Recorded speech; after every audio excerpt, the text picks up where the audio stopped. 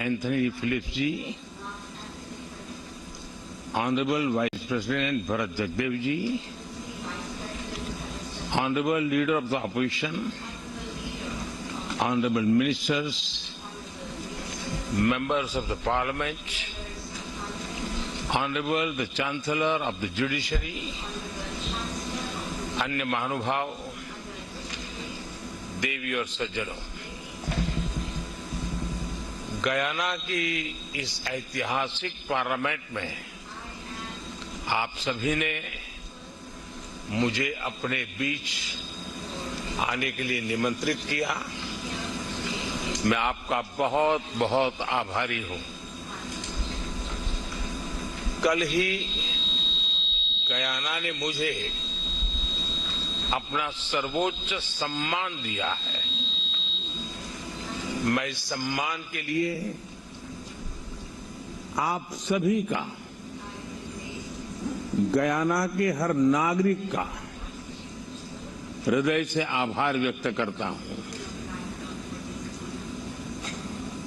Guyana का हर नागरिक मेरे लिए स्टार बाई है।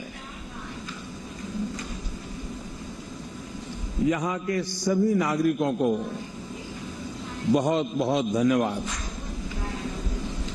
ये सम्मान मैं भारत के प्रत्येक नागरिक को समर्पित करता हूं।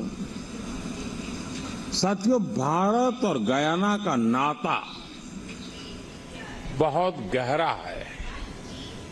ये रिश्ता मिट्टी का है, पसीने का है, परिश्रम का है। करीब 180 साल पहले किसी भारतीय का पहली बार गयाना की धरती पर कदम पड़ा था। उसके बाद दुख में, सुख में, कोई भी परिस्थिति हो, भारत और गयाना का रिश्ता आत्मीयता से भरा रहा है। इंडिया अराइवल मॉन्यूमेंट इसी आत्मीय जुड़ाव का प्रतीक है। अब से कुछ देर बाद मैं वहां भी जाने वाला हूं। साथियों, आज मैं भारत के प्रधानमंत्री के रूप में आपके बीच हूं, लेकिन 24 साल पहले एक जिज्ञासु के रूप में मुझे इस खूबसूरत देश में आने का अवसर मिला था। आमतौर पर लोग ऐसे देशों में जाना पसंद करते हैं जहां तामझाम हो, चकाचौंध हो, लेकिन मुझे गयाना की विरासत को, यहां के इतिहास को जानना था, समझना था। आज भी गयाना में कई लोग मिल जाएंगे जिन्हें मुझसे हुई मुलाकातें याद होगी। मेरी तब की यात्रा, उस यात्रा से बहुत सी यादें जुड़ी हुई हैं। यहां क्रिकेट का पैशन, यहां का गीत संगीत, और जो बात मैं कभी नहीं भूल सकता, और वो है चटनी। चटनी भारत की हो या फिर गयाना की, वाकई कमाल की होती है। साथियों, बहुत कम ऐसा होता है जब आप किसी दूसरे देश में जाएं और वहां का इतिहास आपको अपने देश के इतिहास जैसा लगे। पिछले 200-250 साल में भारत और गयाना ने एक जैसी गुलामी देखी, एक जैसा संघर्ष देखा। दोनों ही देशों में गुलामी से मुक्ति की एक जैसी ही छटपटाहट भी थी। आजादी की लड़ाई में यहां भी और वहां भी कितने ही लोगों ने अपना जीवन समर्पित कर दिया। यहां गांधी जी के करीबी C.F. एंड्रूज हो, ईस्ट इंडियन एसोसिएशन के अध्यक्ष जंग बहादुर सिंह हो, सभी ने गुलामी से मुक्ति की इस लड़ाई मिलकर लड़ी और आजादी पाई। और आज हम दोनों ही देश दुनिया में डेमोक्रेसी को मजबूत कर रहे हैं। इसलिए आज गयाना की संसद में मैं आप सभी का 140 करोड़ भारतवासियों की तरफ से अभिनंदन करता हूं। मैं गयाना संसद के हर प्रतिनिधि को बहुत बहुत बधाई देता हूं। गयाना में डेमोक्रेसी को मजबूत करने के लिए आपका हर प्रयास दुनिया के विकास को मजबूत कर रहा है। साथियों, डेमोक्रेसी को मजबूत बनाने के प्रयासों के बीच हमें आज वैश्विक परिस्थितियों पर भी लगातार नजर रखनी है। जब भारत और गयाना आजाद हुए थे तो दुनिया के सामने अलग तरह की चुनौतियां थी। आज 21वीं सदी की दुनिया के सामने जो चुनौतियां हैं वो पूरी तरह अलग है। दूसरे विश्व युद्ध के बाद बनी व्यवस्थाएं और संस्थाएं ध्वस्त हो रही हैं। कोरोना के बाद जहां एक नए वर्ल्ड ऑर्डर की तरफ बढ़ना था, दुनिया दूसरी ही चीजों में उलझ गई। इन परिस्थितियों में आज विश्व के सामने आगे बढ़ने का सबसे मजबूत मंत्र है democracy first, humanity first. Democracy first की भावना हमें सिखाती है कि सबको साथ लेकर चलो, सबको साथ लेकर सबके विकास में सहभागी बनो। ह्यूमैनिटी फर्स्ट की भावना हमारे निर्णयों की दिशा तय करती है। जब ह्यूमैनिटी फर्स्ट को अपने निर्णयों का आधार बनाते हैं तो नतीजे भी मानवता का हित करने वाले ही होते हैं। साथियों, हमारी डेमोक्रेटिक वैल्यूज इतनी मजबूत है कि विकास के रास्ते पर चलते हुए हर उतार चढ़ाव में हमारा संबल बनती है। एक इंक्लूसिव सोसाइटी के निर्माण में डेमोक्रेसी से बड़ा कोई माध्यम नहीं है। नागरिकों का कोई भी मत पंथ हो, उसका कोई भी बैकग्राउंड हो, डेमोक्रेसी हर नागरिक को उसके अधिकारों की रक्षा की, उसके उज्जवल भविष्य की गारंटी देती है। और हम दोनों देशों ने मिलकर दिखाया है कि डेमोक्रेसी सिर्फ एक कानून नहीं है, सिर्फ एक व्यवस्था नहीं है।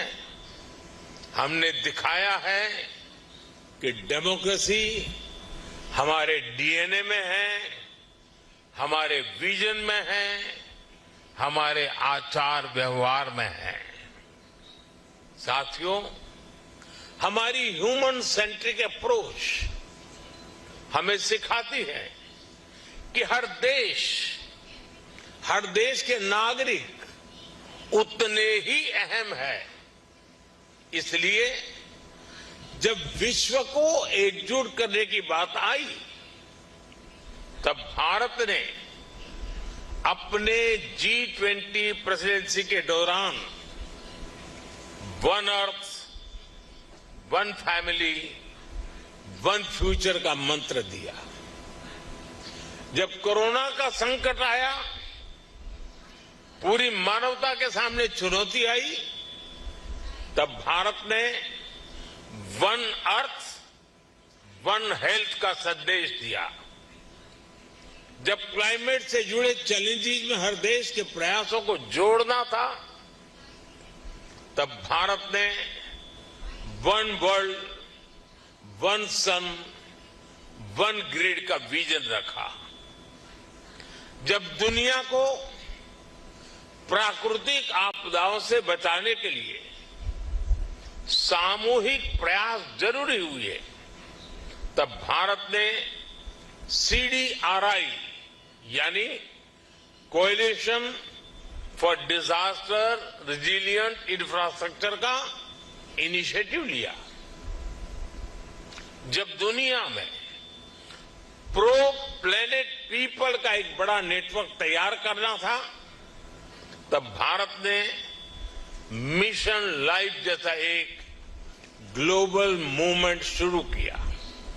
साथियों, डेमोक्रेसी फर्स्ट, ह्यूमैनिटी फर्स्ट की इसी भावना पर चलते हुए आज भारत विश्व बंधु के रूप में विश्व के प्रति अपने कर्तव्य निभा रहा है। दुनिया के किसी भी देश में कोई भी संकट हो, हमारा ईमानदार प्रयास होता है कि हम फर्स्ट रिस्पॉन्डर बनकर वहां पहुंचे। आपने कोरोना का वो दौर देखा है जब हर देश अपने अपने बचाव में ही जुटा था। तब भारत ने दुनिया के 150 से अधिक देशों के साथ दवाएं और वैक्सीन्स शेयर की।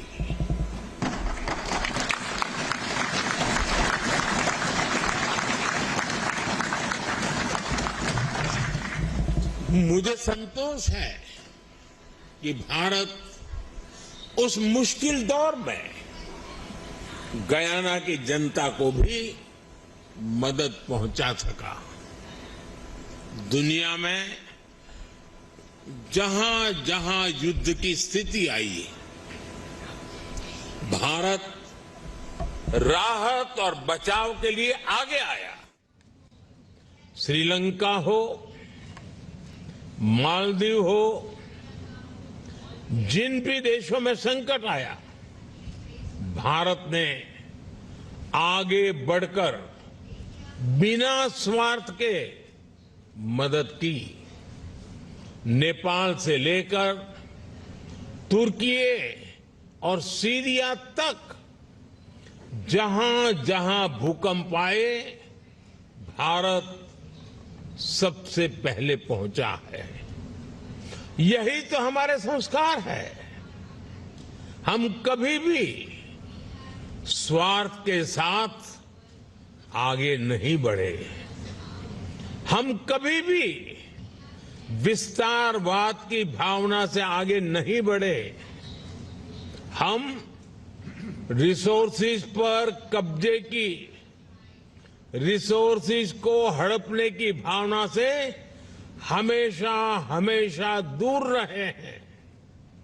मैं मानता हूं, स्पेस हो, सी हो, ये यूनिवर्सल कॉन्फ्लिक्ट के नहीं बल्कि यूनिवर्सल कोऑपरेशन के विषय होने चाहिए। दुनिया के लिए भी ये समय कॉन्फ्लिक्ट का नहीं है। ये समय कॉन्फ्लिक्ट पैदा करने वाली कंडीशंस को पहचानने और उनको दूर करने का है। आज टेररिज्म, ड्रग्स, साइबर क्राइम ऐसी कितनी ही चुनौतियां हैं जिनसे मुकाबला करके ही हम अपनी आने वाली पीढ़ियों का भविष्य संवार पाएंगे। और ये तभी संभव है जब हम डेमोक्रेसी फर्स्ट, ह्यूमैनिटी फर्स्ट का सेंटर स्टेज देंगे। साथियों, भारत ने हमेशा प्रिंसिपल्स के आधार पर, ट्रस्ट और ट्रांसपेरेंसी के आधार पर ही अपनी बात की है। एक भी देश, एक भी रीजन पीछे रह गया तो हमारे ग्लोबल गोल्स कभी हासिल नहीं हो पाएंगे। तभी भारत कहता है एवरी नेशन मैटर्स। मैं फिर दोहराऊंगा, एवरी नेशन मैटर्स। इसलिए भारत आइलैंड नेशंस को स्मॉल आइलैंड नेशन नहीं बल्कि लार्ज ओशन कंट्रीज मानता है। इसी भाव के तहत हमने इंडियन ओशन से जुड़े आइलैंड देशों के लिए सागर प्लेटफॉर्म बनाया। हमने पैसिफिक ओशन के देशों को जोड़ने के लिए भी विशेष फोरम बनाया है। इसी नेक नियत से भारत ने G20 की प्रेसिडेंसी के दौरान अफ्रीकन यूनियन को G20 में शामिल कराकर अपना कर्तव्य निभाया।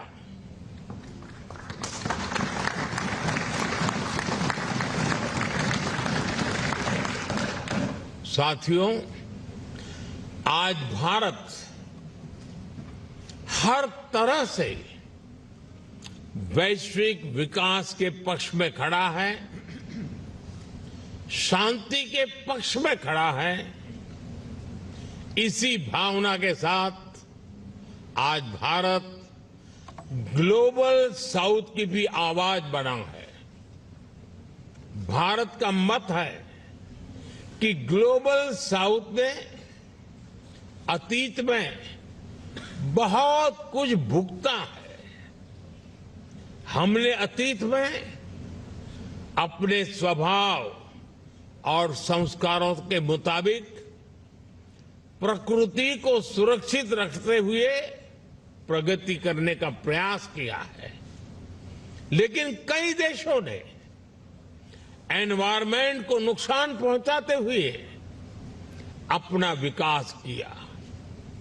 आज क्लाइमेट चेंज की सबसे बड़ी कीमत ग्लोबल साउथ के देशों को चुकानी पड़ रही है।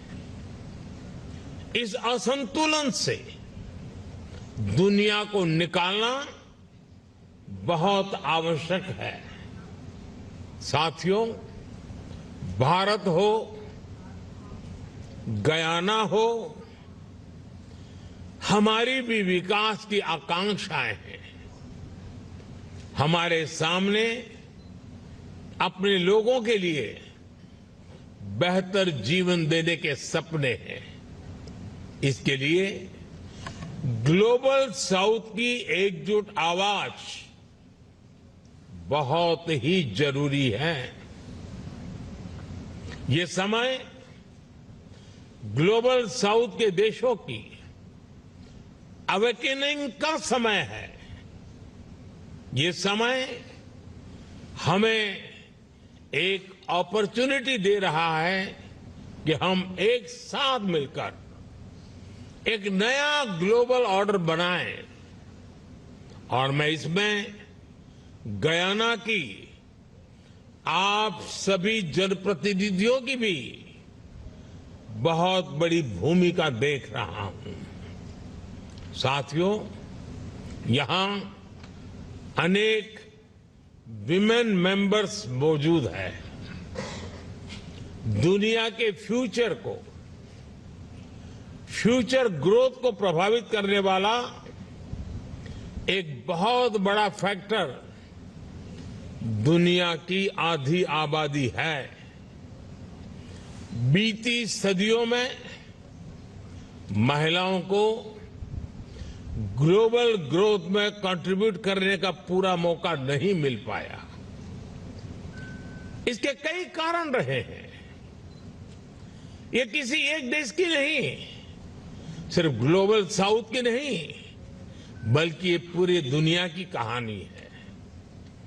लेकिन 21वीं सेंचुरी में ग्लोबल प्रॉस्पेरिटी सुनिश्चित करने में महिलाओं की बहुत बड़ी भूमिका होने वाली है। इसलिए अपनी G20 प्रेसिडेंसी के दौरान भारत ने विमेन लेड डेवलपमेंट को एक बड़ा एजेंडा बनाया था। साथियों, भारत में हमने हर सेक्टर में, हर स्तर पर लीडरशिप की भूमिका देने का एक बड़ा अभियान चलाया है। भारत में हर सेक्टर में आज महिलाएं आगे आ रही है। पूरी दुनिया में जितने पायलट्स हैं, उनमें से सिर्फ 5% महिलाएं हैं, जबकि भारत में जितने पायलट्स हैं, उनमें से 15% महिलाएं हैं।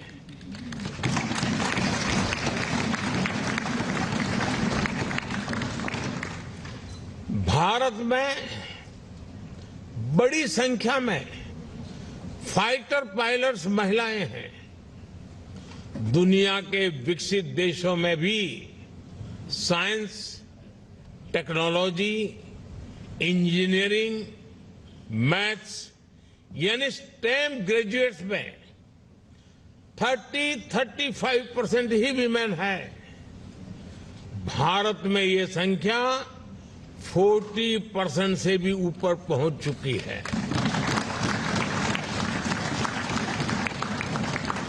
आज भारत के बड़े बड़े स्पेस मिशन की कमान महिला वैज्ञानिक संभाल रही है। आपको ये जानकर भी खुशी होगी कि भारत ने अपनी पार्लियामेंट में महिलाओं को रिजर्वेशन देने का भी कानून पास किया है। आज भारत में डेमोक्रेटिक गवर्नेंस के अलग अलग लेवल्स पर महिलाओं का प्रतिनिधित्व है। हमारे यहां लोकल लेवल पर पंचायती राज है, लोकल बॉडीज हैं। हमारे पंचायती राज सिस्टम में 14 लाख से ज्यादा यानी 1.45 मिलियन इलेक्टेड रिप्रेजेंटेटिव्स महिलाएं हैं। आप कल्पना कर सकते हैं, गयाना की कुल आबादी से भी करीब करीब 2 गुनी आबादी में हमारे यहां महिलाएं लोकल गवर्नमेंट को रिप्रेजेंट कर रही है।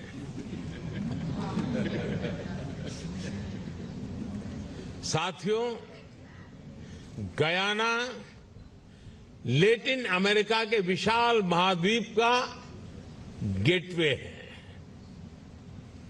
आप भारत और इस विशाल महाद्वीप के बीच अवसरों और संभावनाओं का एक ब्रिज बन सकते हैं। हम एक साथ मिलकर भारत और कैरिकॉम के पार्टनरशिप को और बेहतर बना सकते हैं। कल ही गयाना में इंडिया कैरिकॉम समिट का आयोजन हुआ है। हमने अपनी साझेदारी के हर पहलू को और मजबूत करने का फैसला लिया है।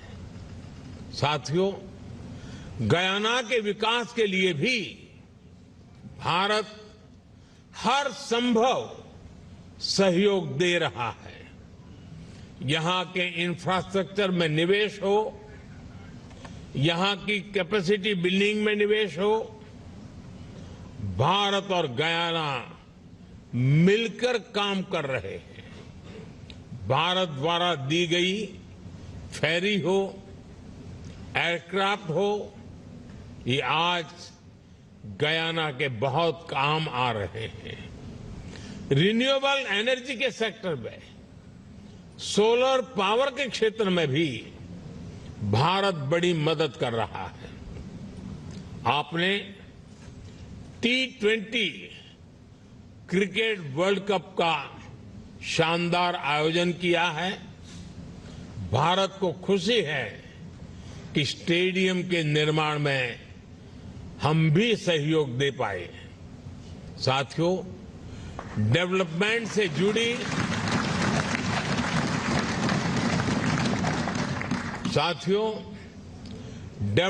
से जुड़ी हमारी ये पार्टनरशिप अब नए दौर में प्रवेश कर रही है।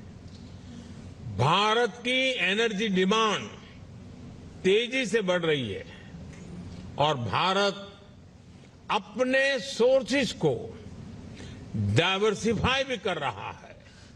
इसमें गयाना को हम एक महत्वपूर्ण एनर्जी सोर्स के रूप में देख रहे हैं।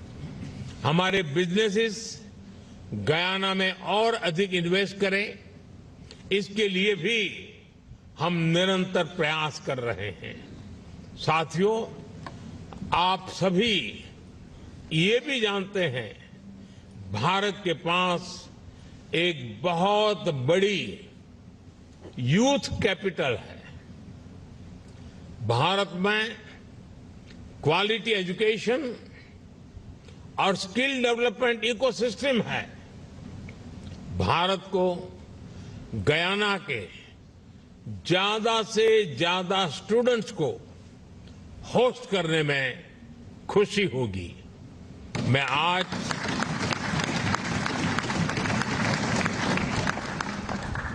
गयाना के सांसद के माध्यम से गयाना के युवाओं को भारतीय इनोवेटर्स और वैज्ञानिकों के साथ मिलकर काम करने के लिए भी आमंत्रित करता हूं।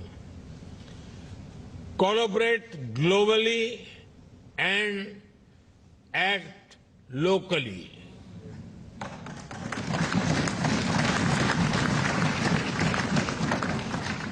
हम अपने युवाओं को इसके लिए इंस्पायर कर सकते हैं।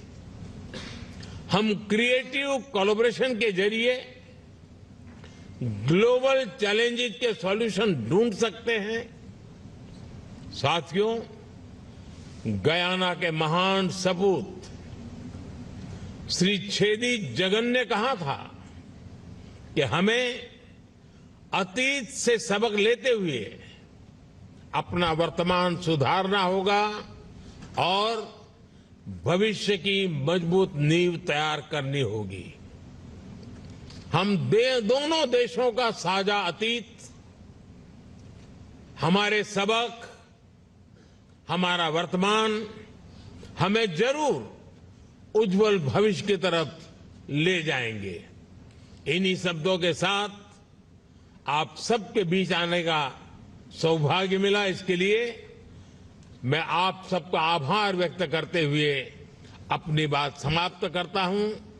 मैं आप सभी को भारत आने के लिए भी निमंत्रित करूंगा। मुझे गयाना के ज्यादा से ज्यादा जनप्रतिनिधियों का भारत में स्वागत करते हुए खुशी होगी। मैं एक बार फिर गयाना की संसद का, आप सभी जनप्रतिनिधियों का बहुत बहुत आभार व्यक्त करता हूं। बहुत बहुत धन्यवाद।